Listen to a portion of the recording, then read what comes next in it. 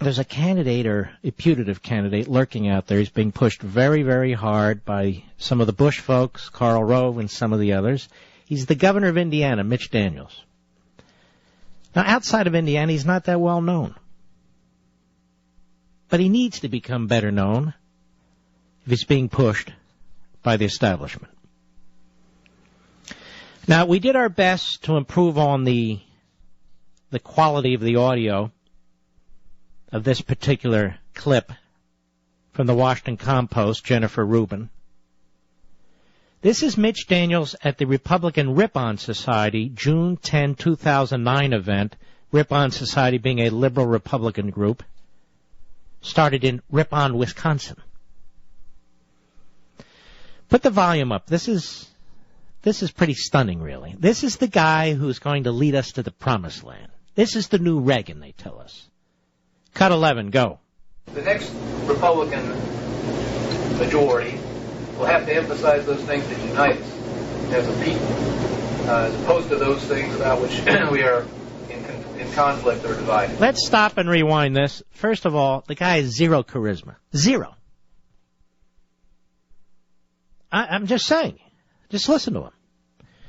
First of all, what we need to do is unite around those things that unite us. All right, go ahead. The next Republican majority will have to emphasize those things that unite us as a people, as opposed to those things about which we are in conflict or divided. So you can quickly think of your own examples about this, but obvious as this may be, it seems to me that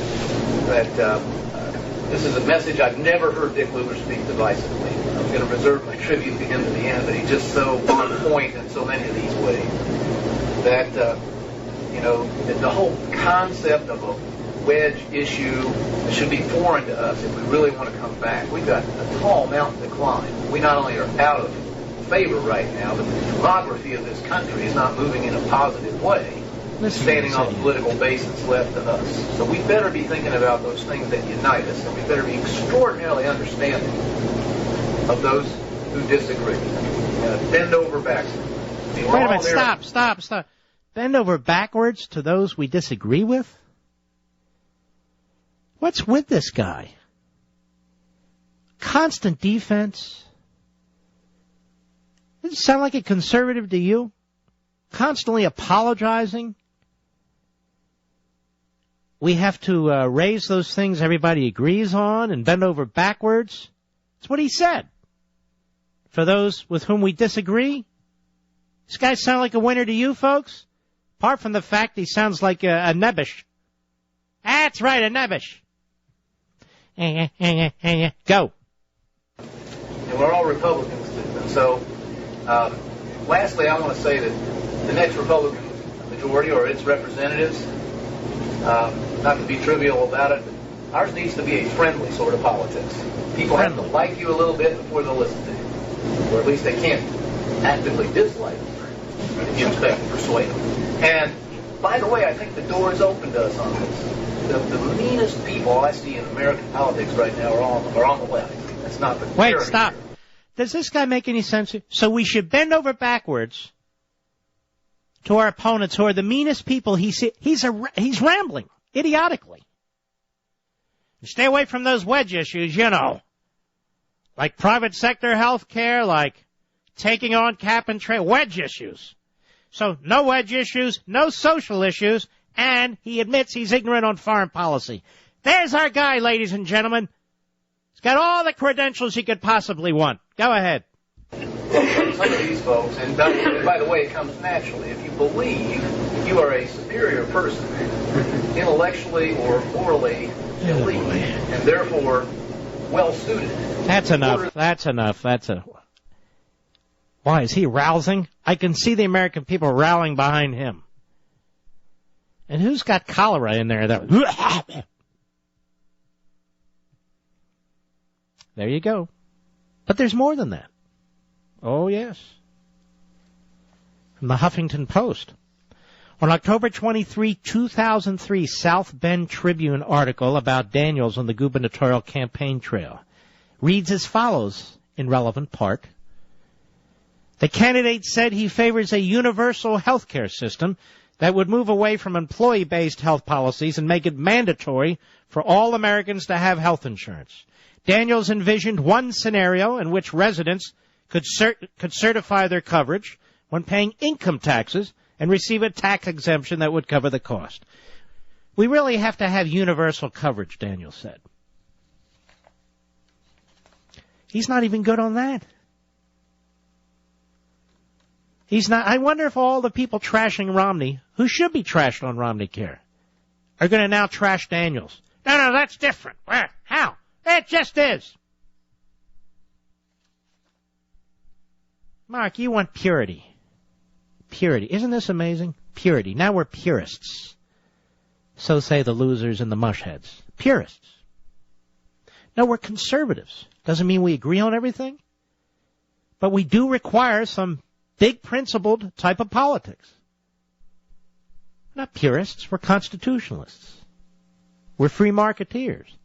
Look, the truth is that even the Ryan plan on Medicare, that's not a purely free market plan. And yet most of us conservatives support it because it involves the market system and unravels this top-down government type of approach for future generations that are going to kill our society. So are we purists for supporting that or impure for supporting that? It's a stupid word. It's a stupid word that the left and Republics use to try and confuse us, and we get so confused, don't we, when they throw these mud balls?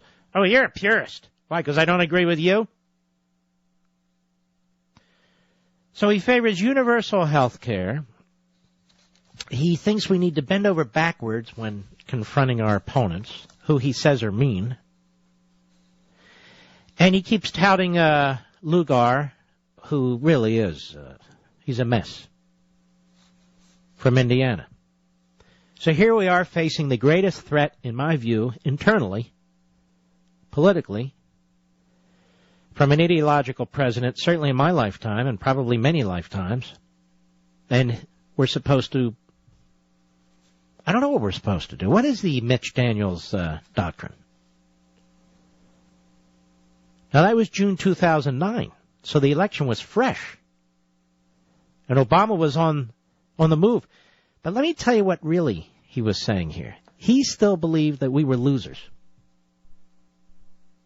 That we, the Republicans, that we were losers. We conservatives were losers.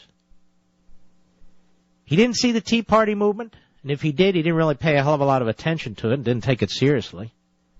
He saw Obama on the move. You heard him talking about demographics, much the way Mitch McConnell did. All right, we're going to lose. There's nothing we can do about it. You know what? Let's play this again, and when we get to that point, I want to underscore it because it's very, very important. You know, it's the leaders who when all the chips seem to be down, who come to the fore. You tell me if this guy sounds like a leader in any way. Cut 11, go. The next Republican majority will have to emphasize those things that unite us as a people, as opposed to those things about which we are in conflict or divided. So you can quickly think of your own examples about this, but obviously let's stop there. Hey, shouldn't when you're running for office, if you want to advance something, shouldn't be advancing your positions? Shouldn't you lead? Shouldn't you try and build support for your positions? Go ahead. It seems to me that this is a message I've never heard Dick Lugar speak divisively. I'm going to reserve the tribute to him to the end, but he's just so on point and so many of these so things effective too. That that the whole concept of a wedge issue should be foreign to us if we really want to come back. We've got a tall mountain to climb. We not only are out of favor right now, but the demography of this country is not moving in a positive way. All right, stop. So there it is. We're not only out of favor, the demography is not moving the right way. So what he's saying is sell out your principles. Find the things that we can agree with our opponents on.